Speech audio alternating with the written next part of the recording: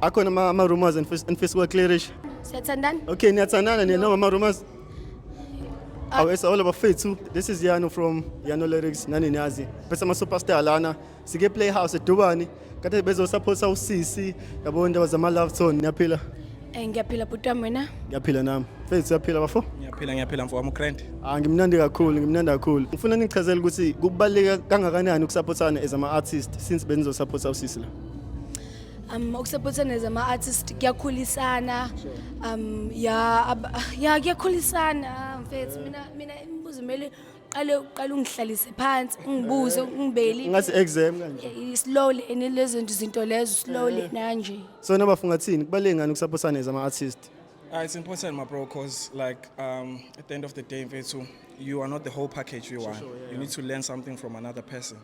So Maui Lapana, you learn something every time, my bro. So it's very important, yeah. So manje lesingile ethi Naledi si expecta nini? Abantu bangayilindela nini? Naledi. It's dropping on the 7th of March, next week, Friday, my bro. So ngifuna unibuza ukuthi akhona ama-rumors and clearish any rumors nje izinto abayisho ngawe Facebook, TikTok yonke indawo. Anything nje.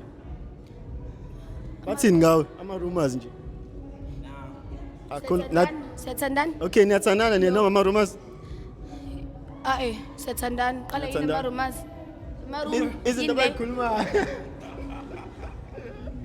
Okay, so manje ayini enye singayilindela going forward? Expect like collaboration, EP projects nyana? Definitely. First of all, there's no rumors. Yonke into enzakalayo is on the table. Okay. Yeah. So people should expect a project, of course. I can't say much about it. It's exclusive.